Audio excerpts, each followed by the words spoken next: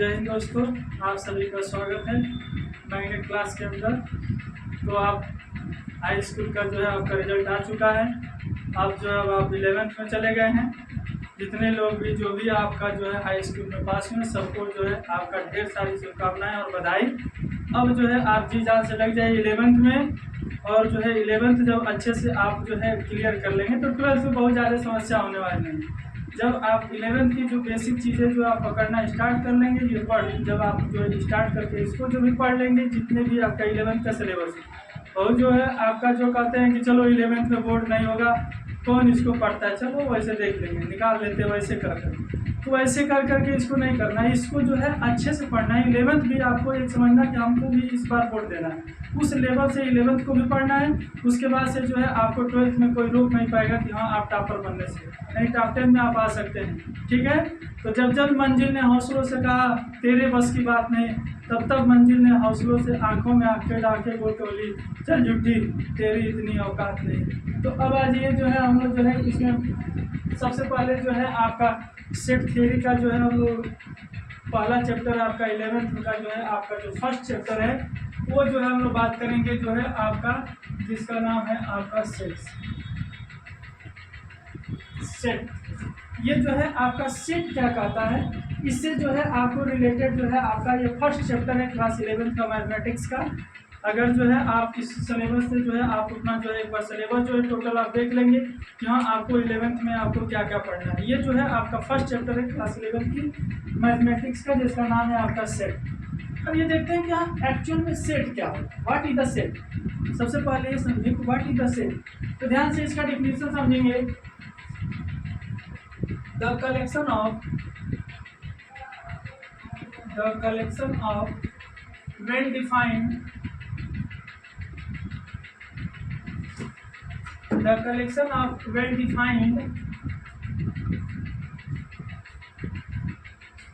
Object is called set. यानी कि यहाँ जो कह रहा है आपका, ध्यान से इस डिफिनेशन को समझेंगे। क्या कह रहा है, the collection of well defined object is called set. ये शब्द यहाँ जो है बहुत इंपॉर्टेंट है। वेल डिफाइंड का मतलब हो गया कि जो है आपको ये सुपरिभाषित है। इसका जो है आपकी जो ये जो आपका वेल डिफाइंड ऑब्जेक्ट है ये जो है बदलेगा नहीं, यानी कि जो है ये सुपरिभाषित है, इसको बार बार बदला नहीं जा सकता है। ऐसे शब्द को बोला जाता है वेल डिफाइंड। तो कलेक्शन तो होना चाहिए, ऑब्जेक्ट का कलेक्शन हो, लेकिन वो कैसा होना चाहिए, वेल डिफाइंड होना चाहिए। तब हम कहेंगे कि जो है वो क्या है आपका सेट, वो क्या है आपका सेट है। तो ध्यान से देखेंगे जो है आपका सेट के बारे में जो है वेल डिफाइंड, और इसको एग्जाम्पल से समझते हैं। जैसे हमने कहा कि the all vowels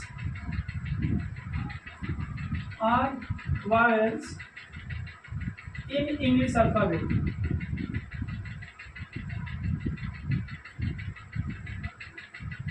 English alphabet में जो है आपके जितने वावेल्स हैं उनका कलेक्शन। ये बताओ जो है आपका इंग्लिश अल्फाबेट में कितने जो है आपका वावेल्स होते हैं, ए ई आई ओ यू। और इनको जो है जो भी आपका सेट होंगे उसके एलिमेंट्स को जो है कर्ली ब्रैकेट के अंदर लिखा जाता है। किसमें लिखा जाता है, कर्ली ब्रैकेट के अंदर। ये जो है आपको कर्ली ब्रैकेट बना करके लिखेंगे। ये बताओ जो है आपके वावेल्स इंग्लिश आप पढ़े होंगे कि वावेल्स यानी कि आपका जो इंग्लिश में यानी कि आपका कितने स्वर होते हैं, तो 5 ही तो स्वर होते हैं, 5 ही वावेल्स होते हैं, ए ई आई ओ यू। और इसी जो है आपके सेट को कैपिटल लेटर से रिप्रेजेंट किया जाता है। तो capital A, capital B, capital C कुछ भी है। तो कैपिटल ए हमने एक सेट बना दिया जो वावेल्स का कलेक्शन है। किसका कलेक्शन है, वावेल्स का कलेक्शन है ए ई आई ओ यू। तो ये जो है इनका जो कलेक्शन है ये जो है आपका एक सेट का निर्धारण करेगा, क्योंकि जो है ये वेल डिफाइंड है। सभी स्टूडेंट से, किसी भी स्टूडेंट से पूछेंगे खड़े हो जाओ और बताओ जो है इसमें बताओ जो है वो इंग्लिश अल्फाबेट में कितने वावेल्स होते हैं, तो सबको यही आंसर बताएगा sir A E I O U 5 vowels होते हैं। तो ये बताओ इट इज द सेट, ये जो कलेक्शन है वो एक सेट कहलाएगा, सेट कहलाएगा, ये सेट है क्योंकि ये जो कलेक्शन है वेल डिफाइंड कलेक्शन है। कैसा कलेक्शन है? वेल डिफाइंड है। दूसरा एग्जांपल देते हैं आपके सामने, ध्यान से देखेंगे। The collection of good cricket player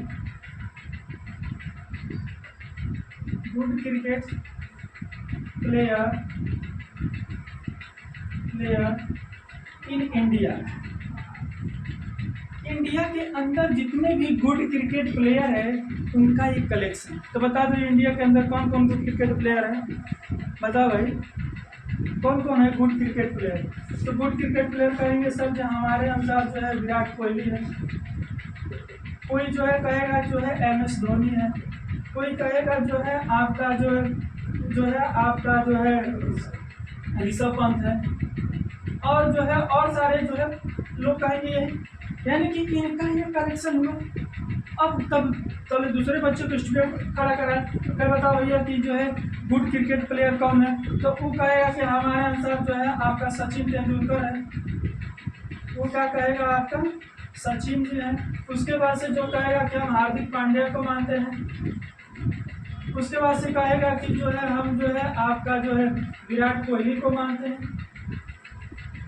तो ये बताओ जो है हर एक स्टूडेंट जो है अपने अनुसार आंसर दे रहा है, वो उसका कौन फेवरेट है क्रिकेट प्लेयर इंडिया का, तो वो उसका आंसर दे रहा है। तो किसी का विराट MS धोनी, तो कोई ऋषभ पंत फेवरेट मान रहा है, कोई सचिन तेंदुलकर, कोई हार्दिक पांड्या, कोई विराट। हर व्यक्ति का इसका आंसर अलग अलग आएगा। कोई अपने अनुसार जो है आपका फेवरेट मानेगा, गुड क्रिकेट कहेगा क्योंकि ये अच्छा प्लेयर है, ये अच्छा खेलता है, वो कहेगा कि नहीं ये नहीं अच्छा खेलता है, ये अच्छा खेलता है। तो ये बताओ ये क्या ये कलेक्शन वेल डिफाइंड है? बिल्कुल नहीं है, क्योंकि आप पर्सन टू पर्सन इसका आंसर बदल रहा है, पर्सन टू पर्सन इसका क्या हो रहा है, आंसर बदल रहा है। तो ये जो है आपका कभी भी जो है सेट का निर्धारण नहीं करेगा। इट इज नॉट सेट, ये जो है आपका सेट नहीं, ये जो है आपका सेट नहीं है। क्यों सेट नहीं है? क्योंकि जो है आपका इसका आंसर पर्सन टू पर्सन क्या हो रहा है, बदल रहा है। तो ये कलेक्शन आपका सेट नहीं कर रहा है।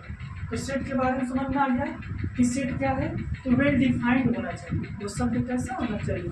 आपका वेल डिफाइंड होना चाहिए। एक मिनट रुकिए, थोड़ा ही भर ले इसमें।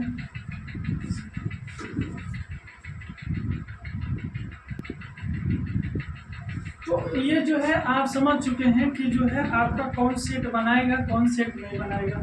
तो ये जो है आपका सेट नहीं होगा, क्योंकि जो है इसका आंसर गुड क्रिकेट प्लेयर सबके जो बच्चे के अकॉर्डिंग जो है अलग अलग आंसर आएगा। कोई जो है विराट कोहली को जो है आपको इसलिए अपना फैन बनाया होगा कि जो है अनुष्का शर्मा की वजह से बनाया होगा, कोई हम अनुष्का शर्मा को मानते हैं तो विराट कोहली को भी मान लेते हैं। कुछ जो है अलग अलग व्यू से जो है उनको जो अपना फैन बनाए हुए हैं। तो कृपया करके इसका आंसर सबका क्या आएगा, अलग अलग आएगा। तो आप याद रखना है ये कलेक्शन आपका कभी भी सेट का निर्धारण नहीं करेगा, ये सेट नहीं है। तो समझ में आ गया? तो ये जो है दूसरा जो है आप एग्जाम्पल देखिएगा ध्यान से। ये जो है आपका दूसरा देखते हैं, the collection of all difficult topic in math. और मैथ के अंदर जितनी भी डिफिकल्ट टॉपिक है उनका कलेक्शन। तो ध्यान से सुनो, क्या जो है डिफिकल्ट जो है आपका मैथ के अंदर जो डिफिकल्ट टॉपिक है उनका कलेक्शन। ये बताओ जो है क्या ये कभी सेट का निर्धारण करेगा? कभी नहीं, ये वेल डिफाइंड होगा ही नहीं। किसी बच्चे को टेक्नोमेट्री कठिन लगती है, तो किसी को मेंसुरेशन नहीं आता है, तो किसी को जो है आपका जो है ये जो स्टैटिस्टिक्स में प्रॉब्लम होती है। यानी सबका डिफिकल्ट टॉपिक अलग अलग होगा, किसी को कुछ में प्रॉब्लम होगी, किसी को कुछ में प्रॉब्लम होगी। सबके अनुसार जो है सबका इसमें जो है सबका आंसर एक नहीं निकल कर आएगा। किसका किसी का मैथ में किसी चीज़ में किसको आपका जो है प्रॉब्लम होगा, किसी को आपका जो है अलग टॉपिक में प्रॉब्लम होगा, किसी को अलग टॉपिक में प्रॉब्लम होगा। यानी सबको जो है अलग अलग प्रॉब्लम इसमें फील आएगा। तो ये भी आपका कलेक्शन जो है वो सेट का निर्धारण नहीं करेगा, ये भी जो है आपका सेट नहीं बनाएगा। दूसरा एग्जाम्पल देखते हैं, the collection of all prime number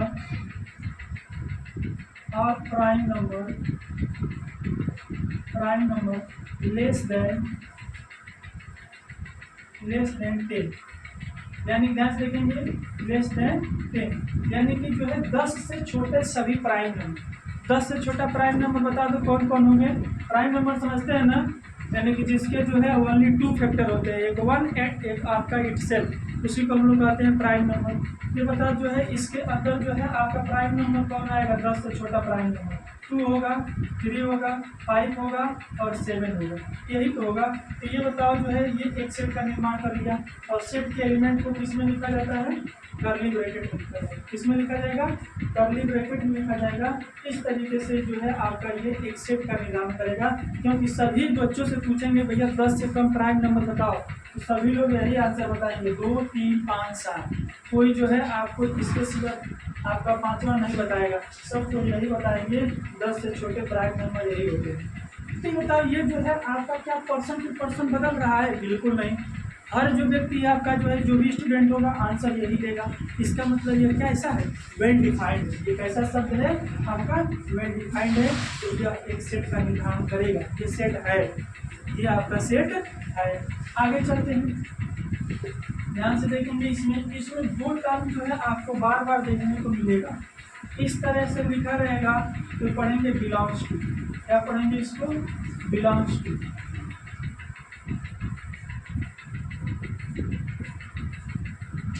ऐसे लिखा रहे तो इसको पढ़ेंगे बिलोंग्स टू, और ऐसे लिखा रहे तो does not belongs to, does not belongs to. समझ में आ गया। इसको क्या पढ़ेंगे, बिलोंग्स टू, और इसको क्या पढ़ेंगे, डज नॉट बिलोंग्स टू।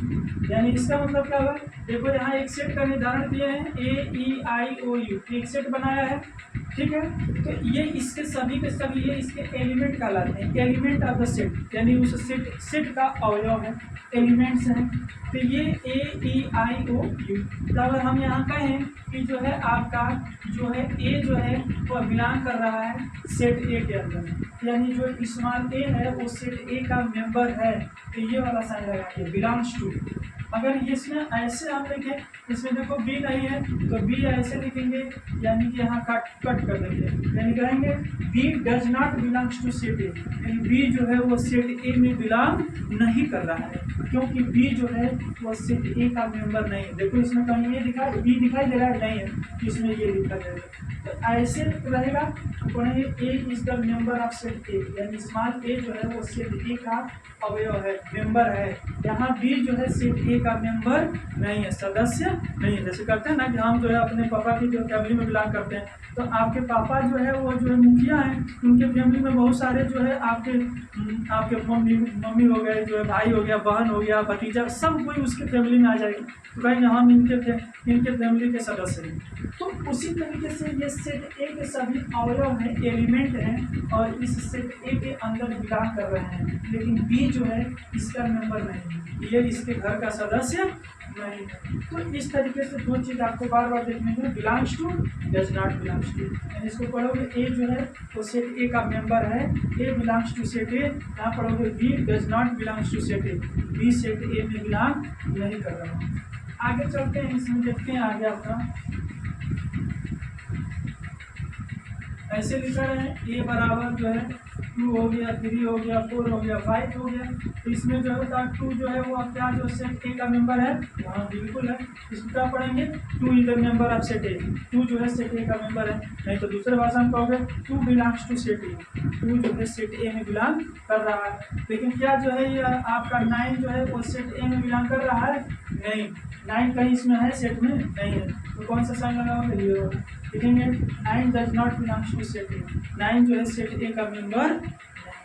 इस तरीके से जो है आप जान गए होंगे कि हाँ आपका जो है सेट के बारे में जो है आपका ओवरव्यू कंसेप्ट आपका क्लियर हो गया होगा कि सेट में जहाँ भी रहेगा तो समझ जाना कि अगर वो डिफाइंड है तो वो सेट है, अदरवाइज वो सेट नहीं। हम कहें जो है आपका जो है इंडिया के सबसे जो है आपका बेस्ट राइटर का नाम बताइए। इंडिया के बेस्ट राइटर का नाम, तो सबके अनुसार ये तो अलग अलग आंसर आएगा ना, किसी के अनुसार राइटर कोई अलग होगा, किसी को कोई अलग मानता होगा। यानी कि जो है कोई रामधारी से दिनकर को बेस्ट राइटर मानता है हिंदी का, कोई जो है आपका भारतीय हरीश चंद्र को मानता है, तो ये भी आपका कलेक्शन जो है सेट नहीं निर्धारण करेगा, सेट नहीं निर्धारण करेगा। और हम कहें कि जो है आपके मुंशी प्रेमचंद्र द्वारा लिखा हुआ जितने भी नॉवेल्स हैं उनका कलेक्शन, तो मुंशी प्रेमचंद्र द्वारा लिखा हुआ नॉवेल्स तो ये तो फिक्स है ना, सब कोई आंसर बताएगा कि हाँ भैया मुंशी प्रेमचंद्र ये नॉवेल्स लिखे हैं, तो उनका कलेक्शन सेट का निर्धारण करेगा, वो सेट बनेगा। लेकिन खाली कह दें कि पूरे भारत में जितने भी आपके अच्छे राइटर हैं उनका कलेक्शन, तो ये सेट कभी नहीं बनाएगा। चलते हैं आगे, बढ़ते हैं आपका description of set. Description of set यानी जो है आपको सेट को जो है दो टर्म में हम लोग रिप्रेजेंट करेंगे, एक होगा रोस्टर फॉर्म, रोस्टर फॉर्म, और दूसरा होगा builder form.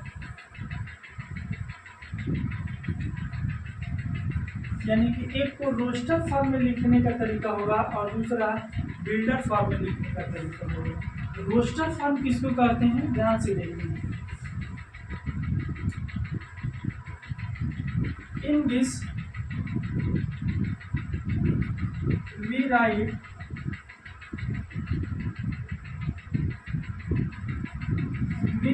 a set with the help of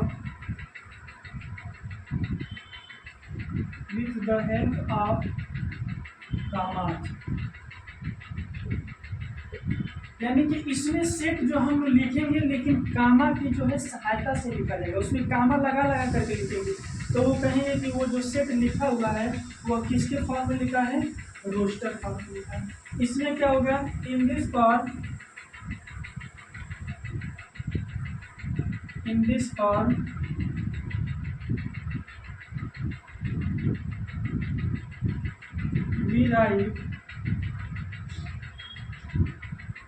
we write a set with the help of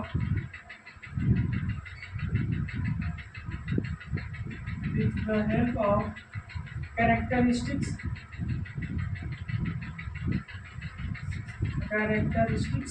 property. यानी कि उसकी कैरेक्टरिस्टिक्स प्रॉपर्टी की सहायता से लिखेंगे, तो कहेंगे कि वो बिल्डर फॉर्म में लिखा है। अब वही कामा लगा करके लिखेंगे तो उसको कहेंगे कि रोस्टर फॉर्म में लिखा है। एग्जाम्पल से समझिए, अगर जैसे हमने आपको यहाँ सेट लिखा जो है आपका 2 हो गया, 3 हो गया, 5 हो जो है आपका 4 हो गया, 5 हो गया, 6 हो गया, इस तरीके से लिखे हैं। तो देखो सभी एलिमेंट इसमें रिप्रेजेंट किए हैं लेकिन कामा लगा लगा कर लिखे हैं, तो इसको क्या कहेंगे, रोस्टर फॉर्म। इसी को बिल्डर फॉर्म में लिखना रहेगा, तो ध्यान से देखो कैसे लिखेंगे। इसी का बिल्डर फॉर्म जो है आपका यहाँ लिखेंगे, ध्यान से लिखिएगा।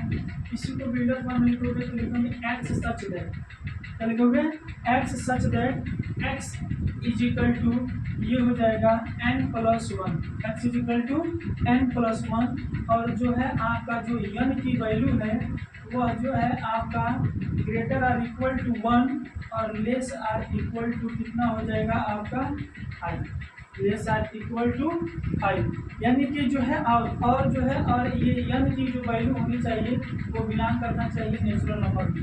n कहाँ बिलोंग करना चाहिए, नेचुरल नंबर। नेचुरल नंबर समझ में आता है, प्राकृतिक संख्या 1 2 3 4 5।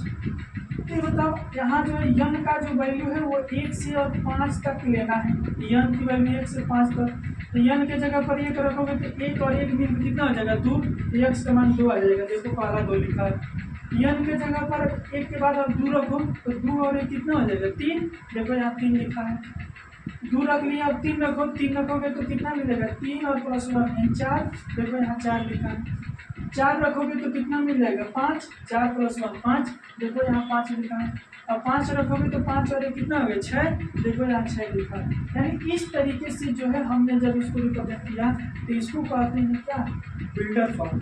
और इस तरीके से सारा एलिमेंट को कामा लगा लगा करके लिखोगे तो उसको कहेंगे आपका रोस्टर फॉर्म। और हम रखना हमेशा बिल्डर फॉर्म में ऐसे एक्स सच दैट, ये जो 2 बिंदु लगाया है उसको क्या पढ़ते हैं, सच दैट पढ़ते हैं। X such that x is equal to n+1 और n की वैल्यू, यहाँ कंडीशन है कि n की वैल्यू x या 1 से अधिक और 5 या 5 से कम लेना है, और वो भी n का मान क्या रहना चाहिए, सब के सब नेचुरल नंबर होना चाहिए, प्राकृतिक संख्या। और 1 से 5 तक सभी प्राकृतिक संख्या कौन होगा, 1 2 3 4 5, सब इसमें n की जगह पर रखते जाओ, देखो x की वैल्यू निकल कर आएगी, और जो x की वैल्यू निकल कर आएगी वो सब यही आएगी। तो इसका मतलब कि ये इसका रोस्टर फॉर्म है और ये इसी का जो है ये बिल्डर फॉर्म। तो समझ में आ गया रोस्टर और बिल्डर कैसे होता है, यानी कि जब कामा लगा कर लिखोगे तो उसको जो है हम कहेंगे रोस्टर है, और ऐसे लिखेंगे तो कहेंगे बिल्डर फॉर्म है। तो हमेशा सेट को 2 फॉर्म में लिखा जाता है, roster builder, roster builder, roster दिया रहे तो बिल्डर में, बिल्डर दिया रहे तो रोस्टर।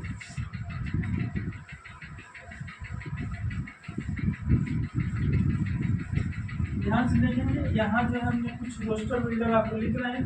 ध्यान से देखिए, ए इज इक्वल टू आपको लिख दिया गया है जो है आपका, लिखा है आपका 1 और 4 और आपका 9, उसके बाद से 16, उसके बाद से 25, उसके बाद से 36। ये बताओ किस फॉर्म में है, रोस्टर फॉर्म में है, किस फॉर्म में है, रोस्टर फॉर्म में। सब में कामा लगा करके लिखा गया। इसी को कहेगा राइट इन बिल्डर फॉर्म, इसको बिल्डर फॉर्म में लिखो, तो ध्यान से लिखो इन बिल्डर फॉर्म।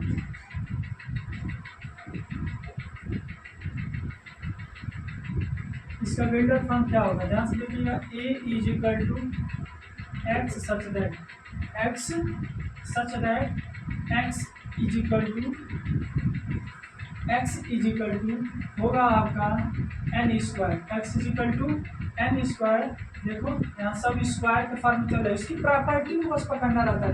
यहाँ ये कैसे लिखा गया है, देखो 1 का स्क्वायर 1 होता है, 2 का स्क्वायर 4 होता है, 3 का स्क्वायर 9 होता है, 4 का स्क्वायर 16 होता है, 5 का 25, 6 का 36, यानी स्क्वायर के फॉर्म में चल रहा है। इसकी प्रॉपर्टी क्या है, स्क्वायर के फॉर्म में, स्क्वायर के फॉर्म में लिख दो।